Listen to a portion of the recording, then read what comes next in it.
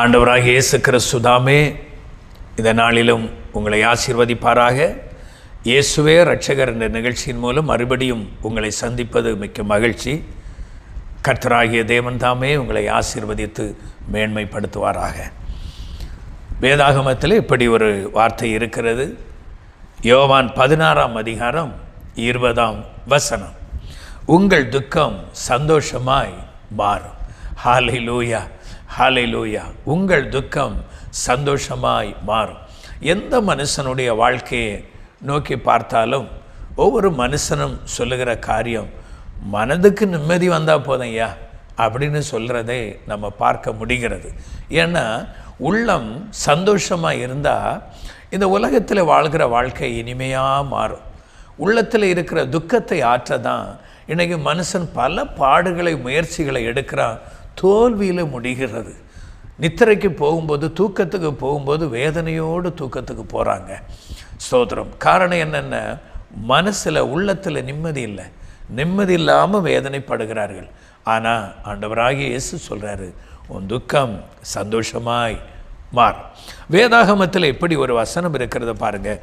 Mark எழுதின சுவிசேஷம் 5ஆம் அதிகாரம் 1 நீங்கள் வாசித்து பார்த்தால், ஒரு பிசாசினால் தாக்கப்பட்ட ஒரு மனுஷனை வேதாகமம் நமக்கு படிப்பிக்கிறது.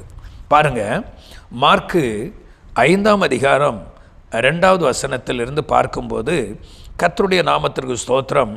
அசுத்த ஆவியுள்ள ஒரு மனுஷன் பிரேத கல்லறையிலிருந்து அவருக்கு எதிராக வந்தான் என்று வேதத்திலே வாசிக்கிறோம்.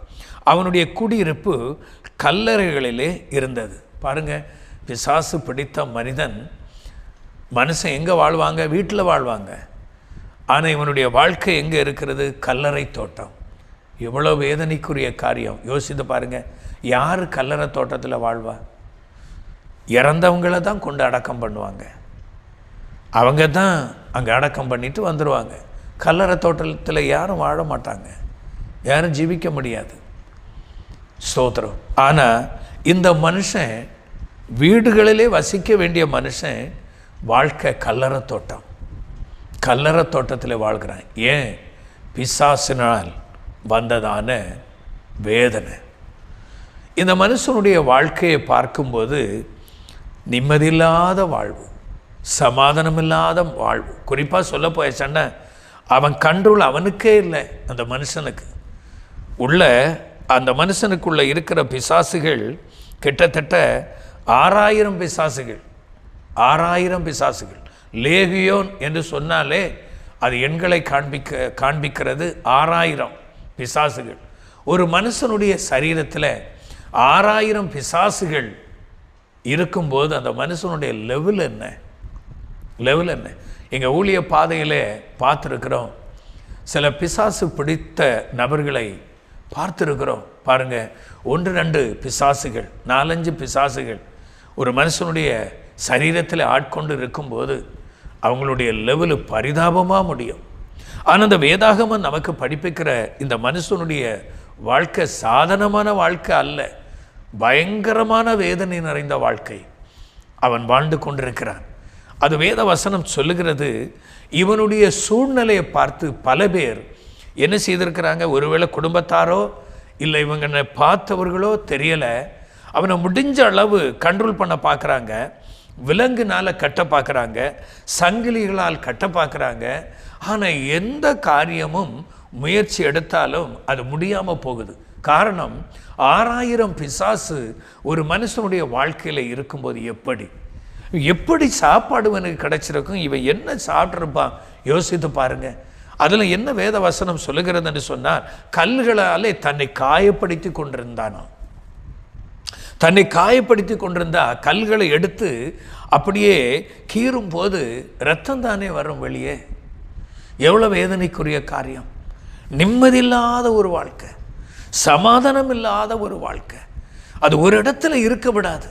இந்த பிசாசு பிடிச்சவங்களை பாருங்கள், ஒரு இடத்துல இருக்க மாட்டாங்க. கொஞ்ச நேரம் அப்படி இருப்பாங்க, உடனே அந்த இடத்துலேருந்து எழும்பி வேற எங்கேயாவது நடந்துட்டுருப்பாங்க. ஐயோ, தாங்க முடியாத வேதனை, தாங்க முடியாத வேதனை. கர்த்தருடைய நாமத்திற்கு ஸ்தோத்திரம். எனக்கு அன்பார்ந்த தேவ ஜனமே, ஒருவேளை இப்படிப்பட்ட பிசாசின் போராட்டத்தினால பாதிக்கப்பட்டு இந்த செய்தியை நீங்கள் கேட்டுக்கொண்டிருக்கலாம்.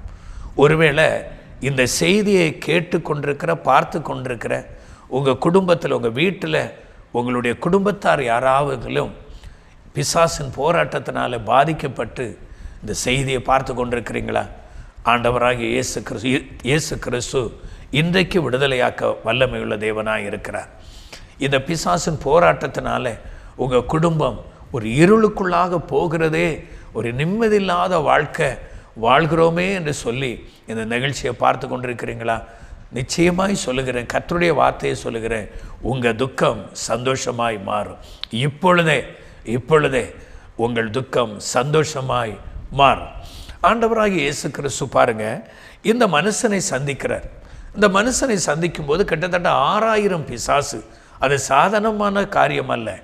ஆனால் இயேசுவை பார்த்த மாத்திரத்தில் அந்த பிசாசால இருக்கவே முடியலை. ஹல்லேலூயா, ஹல்லேலூயா. 6000 பிசாசு குடிக்கொண்டிருந்ததான அந்த மனுஷன் இயேசுவை கண்ட மாத்திரத்தில், ஆண்டவருக்கு ஸ்தோத்திரம், அந்த பிசாசுகள் தீர்மானம் பண்ணிட்டு இனி இந்த மனுஷனுக்குள்ள என்னால் இருக்க முடியாதுன்னு தீர்மானம் பண்ணி கொண்டது. தீர்மானம் பண்ணிக்கொண்டு இயேசு நடந்து அப்படியே வருகிறார். அவன் கண்ட மாத்திரத்தில் ஓடி வருகிறான். காரணம், இங்கிருந்தே சொல்றாரு, அவனை விட்டு நீ போ அப்படின்னாரு. அவ்வளோதான். ஓ ஹல்லேலூயா. இயேசுவின் வார்த்தை எவ்வளவு வல்லமையுள்ள வார்த்தை. கர்த்தருடைய நாமத்திற்கு மகிமை உண்டாகட்டும். இன்றைக்கு பிசாசினால் அலக்களிக்கப்பட்டு வேதனையோடு இருக்கிற உங்களை கர்த்தர் விடுதலையாக்க விரும்புகிறார். பிசாசினால் பாதிக்கப்பட்டு வேதனைப்பட்டு, ஐயோ படிக்க முடியலை, என்ன செய்வேன், எக்ஸாம் நெருங்குது, என்ன செய்வேன்னு சொல்லி ஒருவேளை இந்த செய்தியை கேட்டுக்கொண்டிருக்கிறான் இருக்கலாம் மகனே, மகளே. ஆண்டவராகிய இயேசு கிறிஸ்து இன்றைக்கு இப்பொழுதே கர்த்தர் விடுதலை தர ஒரு வல்லமையுள்ள தேவனாய் இருக்கிறார். உன் துக்கத்தை சந்தோஷமாய் மாற்றுகிற தெய்வம். இயேசுவுக்கு இடம் கொடுங்க, அந்த பிசாசு அப்படியே விலகி போகும். உங்கள் குடும்பத்தை, ஒருவேளை தொழிலை, ஒருவேளை படிப்பை, வேலையை இந்த பிசாசுகள் சோதரம் அலக்கழித்து முன்னேற விடாமல் தடுமாறி கொண்டிருக்கிறீங்களா? ஆண்டவராகிய இயேசு கிறிஸ்துவின் வார்த்தையை உங்களுக்கு சொல்லுகிறேன், இன்றைக்கும் அவருடைய வல்லமை மாறி போகவில்லை, அவருடைய வல்லமை விலகி போகவில்லை, இன்றைக்கும் கிரியை செய்து கொண்டிருக்கிறது. இந்த செய்தியை கேட்கிறதான உங்களோடு கூட கர்த்தர் பேசிக்கொண்டிருக்கிறார். கர்த்தருடைய ஆவியானவர். ஹல்லேலூயா, ஹல்லேலூயா. எப்படிப்பட்ட பிசாசின் போராட்டத்தினால் பாதிக்கப்பட்டாலும் ஆண்டவராகிய இயேசு கிறிஸ்து இந்த நாளிலே உங்களை விடுதலையாக்க வல்லமையுள்ள தேவனாக இருக்கிறார். கர்த்தரை நோக்கி நாம் பார்ப்போமா, ஜெபிப்போமா? என்னோட கூட ஜெபிப்பீங்களா? ஜெபிப்போம். அன்பின் ஆண்டவரே, பரலோக பிதாவே, இந்த நாளிலும் தகப்பனே, இந்த குடும்பத்திலே போராடி கொண்டிருக்கிற அசுத்தாவின் கிரியைகள் முற்றுமாய் இயேசுவின் நாமத்தினாலே விடுதலை அடைவதாக. இந்த குடும்பத்திலே தாக்கி கொண்டிருக்கிறதான அந்தகார வல்லமையை இயேசுவின் நாமத்தில் விட்டுமாறு, இயேசுவின் நாமத்தில் விட்டுமாறு ஒரு பரிபூர்ண விடுதலை உண்டாகட்டும். அன்றைக்கு லேகியோன் பிசாசை அப்புறப்படுத்தின அதே இயேசுவின் வல்லமை இந்த நாளிலே இவர்களை விடுதலையாக்க ஜெபிக்கிறேன் கர்த்தாவே. நசரேயனாகிய இயேசுவின் நாமத்தினாலே அந்த பிசாசனுடைய அலக்களிப்பு இயேசுவின் நாமத்தில் விட்டு மாறட்டும். ஒரு பரிபூர்ண விடுதலை இயேசுவின் நாமத்தில் உண்டாகட்டும். கர்த்தாவே, உமக்கு ஸ்தோத்திரம். தொழிலில் பாதிக்கப்பட்டு போராட்டத்தினால தடுமாறி கொண்டிருக்கிற அந்த தொழில் இயேசுவின் நாமத்தில் ஆசீர்வதிக்கப்படட்டும். படிப்புக்கு விரோதமாய் போராடி கொண்டிருக்கிற இந்த பிசாசின் கிரியைகள் அழிக்கப்பட்டு இந்த அருமையான நபர்கள் விடுதலை பெறட்டும். இந்த பிள்ளைகள் விடுதலை பெற்றுக்கொள்வார்களாக. கர்த்தர்தாமே இவர்களை விடுதலையாக்கி ஆசீர்வதியும். ஐயோ, என் குடும்பம் பிசாசின் தாக்குதலினால் வேதனைப்படுகிறதே, ஒரு விடிவு இல்லையே என்று சொல்லி ஏங்கிக் கொண்டு துக்கத்தோடு இருக்கிறதான இந்த குடும்பத்துக்கு ஒரு அற்புதத்தை செய்து கர்த்தர் அவருடைய வாழ்க்கையில் விடுதலையாக்கும். ஆண்டவரே, உமக்கு ஸ்தோத்திரம். கோர்ட்டுக்கு போனால் என்னால் பேச முடியலை, நான் தடுமாறுகிறேன் என்று சொல்லி இந்த ஸ்தோத்திரம் செய்தியை கேட்டுக்கொண்டிருக்கிறானா, இவர்கள் மீது உம்முடைய வல்லமை வெளிப்படட்டும். அந்த பிசாசின் கிரியைகள் அழிக்கப்படட்டும். கர்த்தாவே, நல்ல கிருபையை கொடுத்து ஆமேன் சோதர பலனை கொடுத்தவர்களை ஆசீர்வதிப்பீராக. ஆமேன். சிந்தன மண்டலத்துக்கு விரோதமாக இருக்கிற தாக்குதல்கள் இயேசுவின் நாமத்தில் விடுதலை உண்டாகட்டும். கர்த்தர்களை ஆசீர்வதிக்கிற அன்பிற்காய் கோடாகோடி ஸ்தோத்திரம். பதிலை தந்தீர், நன்றி.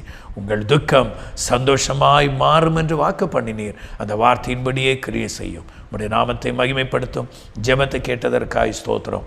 இயேசு கிறிஸ்துவின் நாமத்தில் ஜெபிக்கிறோம் ஜீவனுள்ள நல்ல பிதாவே. ஆமென், ஆமென், ஆமென். ஆண்டவராகிய இயேசு கிறிஸ்து தாமே உங்களை விடுதலை தந்து உங்களை ஆசீர்வதித்து இருக்கிறார். கர்த்தர் தாமே உங்கள் துக்கத்தை சந்தோஷமாய் மாற்றுவார்.